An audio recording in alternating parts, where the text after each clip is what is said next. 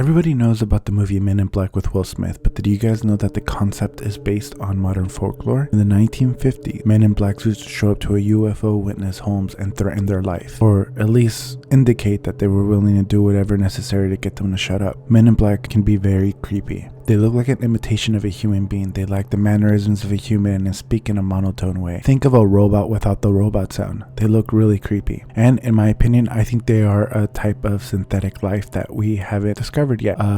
Maybe like a type of robot that or advanced alien life has constructed to interact with us. Most people think that the Men in Black began to appear shortly after the Roswell incident of 1947, and that seems to be most of the stories that popped around that time seem to originate from the 1950s. For those of you that do not know, the Roswell incident was a famous UFO crash that happened in Roswell, New Mexico. I will link the wiki to it in the description. But in fact, and according to Bedtime Stories, a YouTube channel that I find extremely credible, they claim that there was Men in Black witness accounts in the Middle Ages. So people would encounter men dressed in black robes wearing black hats. They were malevolent beings who would be odd in appearance and behavior. Really creepy. Think of Voldemort. They look like Voldemort from Harry Potter. They also had abilities that scared anyone who met them. The Men in Black looked so alike that people thought there was just one of them. They were certain that he was the devil or some type of demon because of the way they portrayed themselves. They were really creepy, guys. Today's video is going to be about the Men in Black, specifically my favorite Men in Black story. But first, before we begin, if you like the paranormal and true crime, then this is the channel for you. I am new to the platform, but I'm only going to get better and I need your help to continue getting better. So please consider subbing, liking, and hitting the bell icon,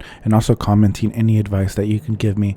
It'd be cool if I had some friends that helped me in the beginning of the channel. You guys will be my trusted advisors for the rest of my channel, and you guys will always have a say in the direction of my channel. The original Men in Black, I should probably continue the story. The original Men in Black story that's most famous is the encounter of Albert K. Bender, but I don't really believe him because the year prior, before his incident, he started the International Flying Saucer Bureau, which I just don't believe him. It sounds like he's into the whole conspiracy thing and he really loves it. Dr. Herbert Hopkins, on the other hand, I believe this is his account, and I'm reading a story from a website because it's exactly the way that I heard the story on Bedtime Stories, so it's going to be really interesting. I hope you like it. I love it, actually. It's one of my favorite stories. In September of 1976, Dr. Herbert Hopkins, a 58 doctor and hypnotist, was acting as a consultant on an alleged UFO teleportation case in Maine, USA. Now, you gotta understand something about this guy. This guy, he was a professional. He was a white collar type dude, but he was doing this stuff as a hobby. It wasn't his bread and butter, but he was more open to the idea. Now, one evening, while his wife and children were gone, leaving him alone, the telephone rang, and a man identifying himself as the vice president of the New Jersey UFO Research Organization asked if he might visit Dr. Hopkins that evening to discuss certain details of the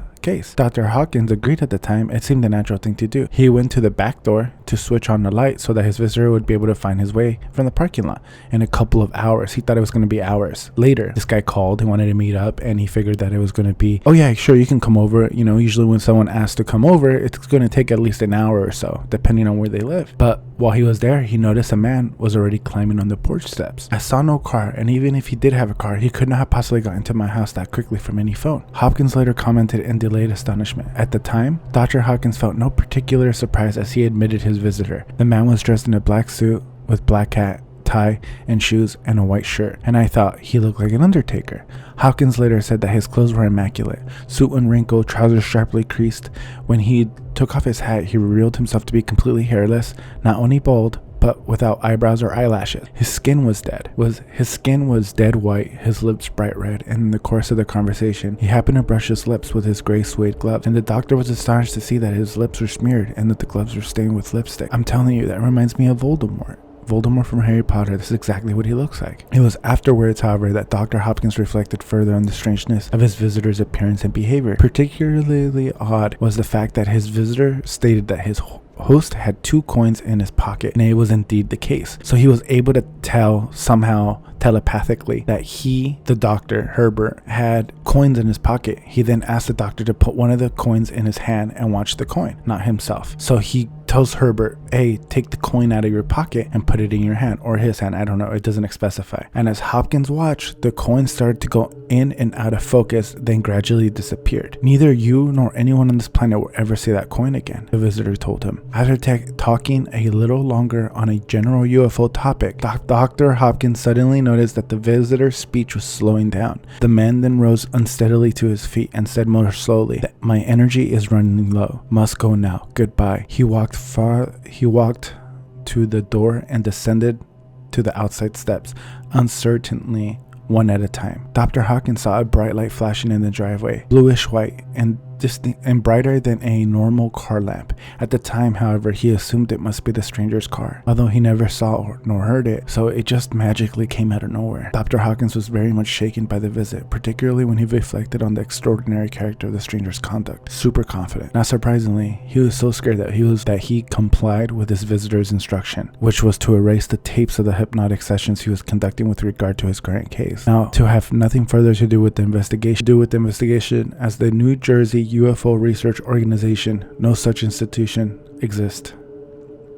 Dr. Hopkins is probably the most detailed encounter of Dr. Hopkins' account is probably the most detailed account of a Men in Black incident. There is dozens of famous Men in Black stories that have been coupled with other known monsters. For example, the black-eyed children. By the way, we're just going to talk about the different monsters that are associated with the Men in Black. Specifically, the black-eyed children. They're a type of demons or monsters that will knock on your front door. They'll ask you if they could come in and if they need help. You have to make sure that you can see their eyes with the doors closed, or else they will break in and they'll kill you. I think they go beyond more, and they actually eat your soul. They do some type of horrible action. I don't know. It's really tricky to explain how these things exist, but there's so many encounters, there's so many eyewitness accounts of children coming to the door and people feeling like they're under attack or they're about to be attacked. I would think it's a lot like the feeling you get when someone's staring at you but you can't tell, or when you can feel that someone's dangerous but you have no reason to believe that person's dangerous, but you get a bad vibe. That's real. So these black-eyed children are said to travel in vehicles with the Men in Black. People also link shadow people and the Hat Man to the Men in Black. Now, I've heard of shadow people. Shadow people are everywhere. They exist everywhere. In fact, one's been in my home. I've seen my sister-in-law saw one at the end of the hallway, was a shadow person. And my girlfriend's sister also saw a shadow person in my kitchen. Now, the Hat Man, I have never heard of, and I had to Google it, but it's honestly, what I read about it really creeped me out, and I'm probably going to do a video on him in the future. It's quite possible that alien, demons, and monsters all come from everywhere but Earth. That's going to end today's video. Thank you so much for listening. If you like it, please consider giving me a like and follow. Also, Falcon punch the like button and comment any stories you want me to cover next. I love you and thank you for everything. I'm just so thankful for you guys. Thank you so much for your support. I love you guys. Seriously, if you guys need anything, you private message me and I'll be there for you guys. Anything at all, I'm there. I mean, anything within my power, obviously. Okay, love you guys. See ya. Bye.